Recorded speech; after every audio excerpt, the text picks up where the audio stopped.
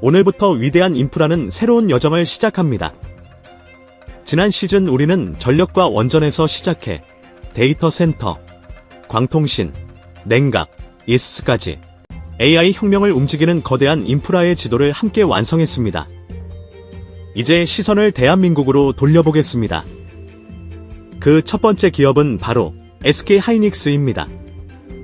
아마 많은 분들이 SK하이닉스를 잘 알고 있다고 생각하실 겁니다. 삼성전자와 함께 대한민국을 대표하는 반도체 기업.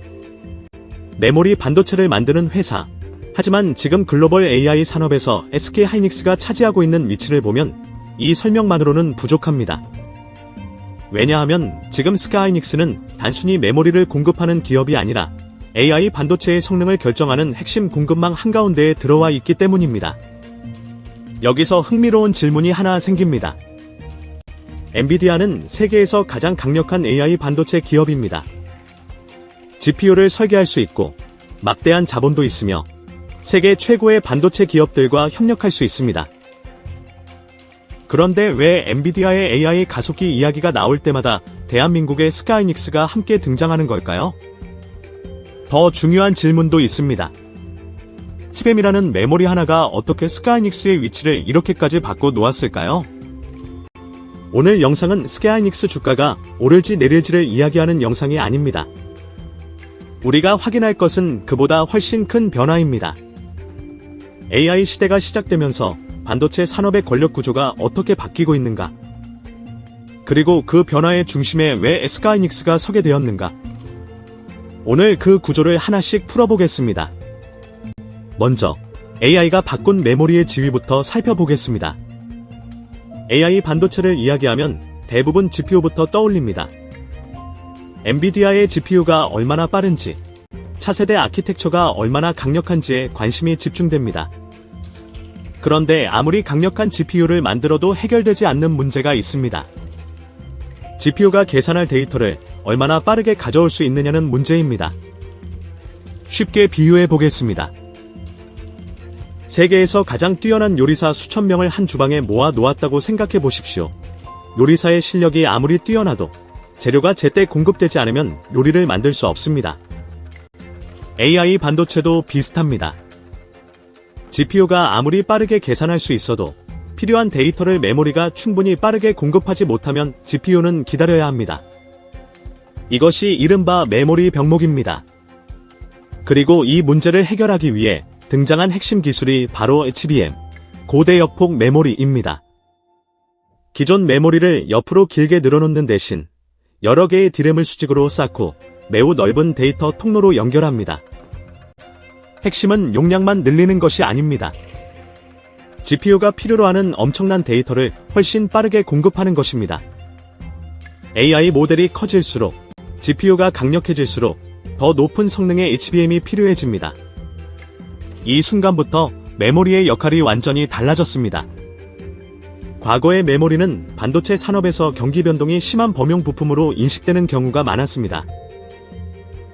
가격이 오르면 증설하고 공급이 많아지면 가격이 떨어지는 전형적인 사이클 산업이었습니다. 하지만 AI 시대의 HBM은 다릅니다. 최첨단 GPU와 함께 설계되고 고객의 차세대 AI 플랫폼 일정에 맞춰 개발되어야 하며 적층부터 패키징, 발열, 수율까지 매우 높은 기술력이 요구됩니다. 즉, 메모리가 단순한 부품에서 AI 시스템의 성능을 좌우하는 전략 자산으로 바뀐 것입니다. 그리고 바로 이 변화에서 SK하이닉스가 누구보다 먼저 움직였습니다. 자, 그럼 엔비디아는 왜 SK하이닉스를 필요로 할까요? 여기서 중요한 것은 엔비디아와 SK하이닉스의 관계를 잘못 이해하지 않는 것입니다. 엔비디아가 SK하이닉스를 특별히 좋아해서 선택한 것이 아닙니다. AI 산업에서는 감정이 아니라 성능과 공급 능력, 그리고 시간이 결정합니다. AI 칩의 세대 교체 속도는 매우 빠릅니다. 새로운 GPU가 등장할 때마다 더 높은 메모리 대역폭과 더 큰 용량이 요구됩니다. 그런데 HBM은 주문을 받고 바로 찍어낼 수 있는 제품이 아닙니다. 여러 개의 D램을 정밀하게 쌓아야 하고 수많은 연결을 구현해야 하며 열을 제어하면서 높은 수율까지 확보해야 합니다. 하나라도 문제가 생기면 전체 제품의 성능과 공급 일정에 영향을 줄 수 있습니다. 따라서 엔비디아 입장에서 중요한 것은 단순히 누가 HBM을 만들 수 있는가가 아닙니다. 진짜 질문은 이것입니다. 누가 우리가 필요로 하는 차세대 HBM을 원하는 시점에 원하는 성능과 물량으로 공급할 수 있는가? 이 차이가 엄청나게 중요합니다. AI 가속기 수요가 폭발하는 상황에서 HBM 공급이 부족하면 GPU를 더 많이 설계해도 완제품 출하량을 늘리는 데 제약이 생길 수 있습니다.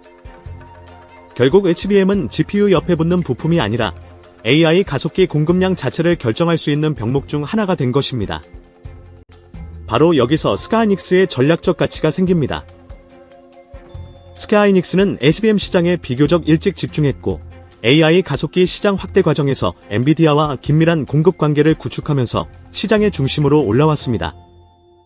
그 결과 과거에는 엔비디아 GPU가 얼마나 많이 팔릴까를 봤다면 이제 시장은 동시에 묻습니다.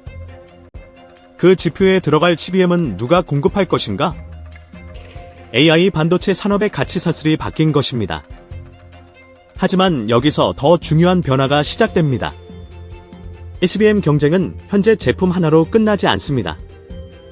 HBM3E에서 다음 세대로 넘어갈수록 기술 난도는 더 높아지고 AI 가속기의 구조 자체와 메모리의 결합도 더욱 긴밀해집니다.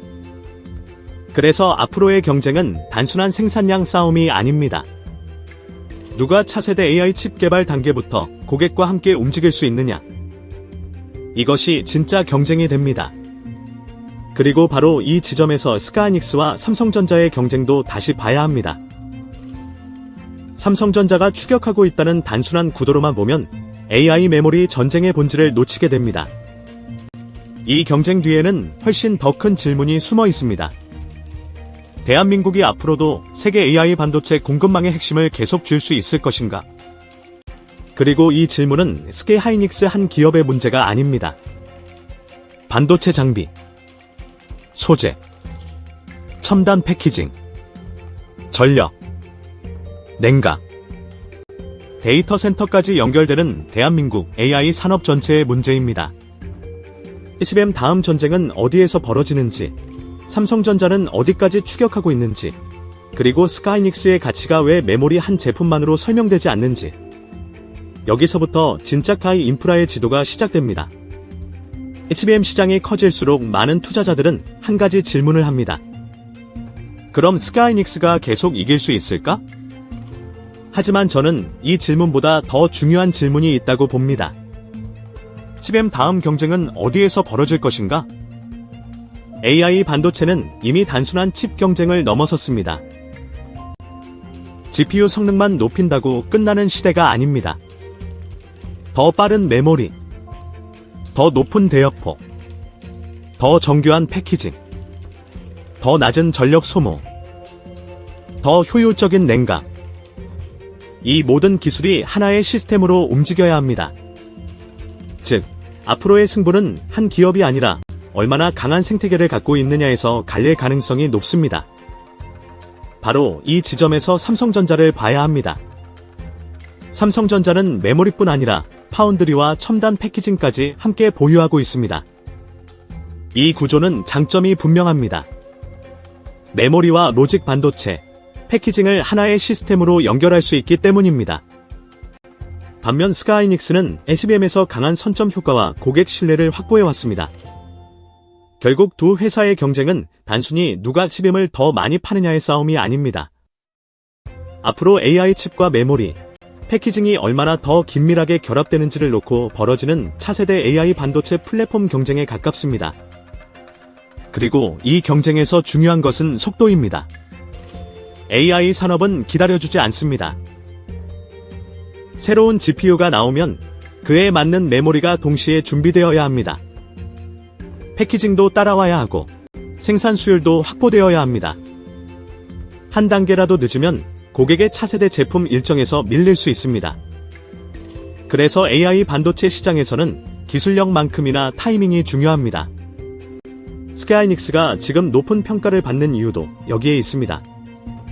단순히 HBM을 잘 만들었기 때문이 아니라 AI 시장이 폭발하기 직전에 필요한 기술과 생산 역량을 먼저 확보했고, 고객이 필요로 하는 시점에 공급할 수 있는 위치까지 올라왔기 때문입니다.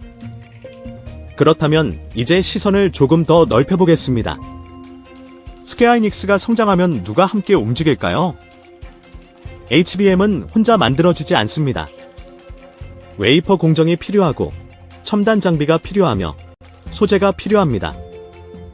여러 개의 디램을 쌓기 위한 적층 기술이 필요하고 이를 연결하는 패키징 공정도 필요합니다. 검사 장비와 테스트 기술도 필수입니다.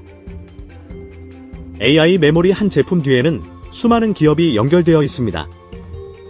이것이 우리가 이번 시즌에서 봐야 할 핵심입니다. KI 인프라는 대기업 몇 곳만의 이야기가 아닙니다. 스카이닉스와 삼성전자를 중심으로 장비, 소재, 패키징, 기판, 전력, 냉각, 데이터 센터까지 이어지는 거대한 대한민국 공급망의 이야기입니다. 그리고 이 공급망은 이미 세계 AI 산업 안에 깊숙이 들어와 있습니다. 우리가 지난 시즌에서 배운 것을 떠올려 보십시오. AI는 GPU 하나로 완성되지 않았습니다. 전력이 필요했고 데이터 센터가 필요했으며 광통신과 냉각, ESS까지 필요했습니다.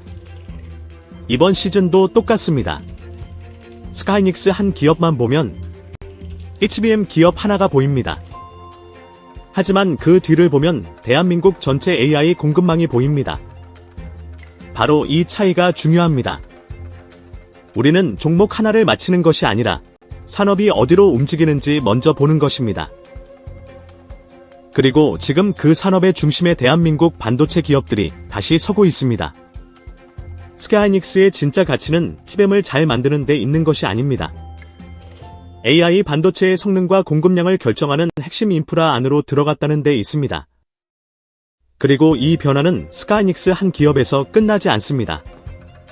삼성전자, 반도체 장비, 첨단 패키징, 전력 인프라, 데이터 센터. 대한민국의 수많은 기업들이 이 거대한 흐름과 연결되고 있습니다. 다음 시간에는 바로 그 경쟁의 또 다른 축을 보겠습니다. 많은 사람들이 삼성전자가 HBM 경쟁에서 뒤처졌다고 말합니다. 하지만 정말 그게 전부일까요? 메모리, 파운드리, 첨단 패키징을 모두 가진 삼성전자는 AI 시대에 어떤 반격을 준비하고 있을까요? 그리고 만약 그 전략이 맞아 떨어진다면 대한민국 AI 반도체 공급망의 판은 어떻게 달라질까요? 다음 편에서는 삼성전자는 정말 늦은 것인가? 이 질문부터 시작하겠습니다. 시장은 늘 가장 화려한 기업을 먼저 바라봅니다. 하지만 진짜 기회는 그 기업을 움직이는 보이지 않는 인프라에서 시작됩니다. 앞으로도 그 연결고리를 가장 먼저 전해드리겠습니다. 이 여정이 같이 있었다면 구독과 알림 설정으로 함께해 주십시오. 우리는 보이는 기업보다 그 기업을 움직이는 인프라를 봅니다. 미래는 언제나 인프라 위에서 시작됩니다. 지금까지 위대한 인프라였습니다. 감사합니다.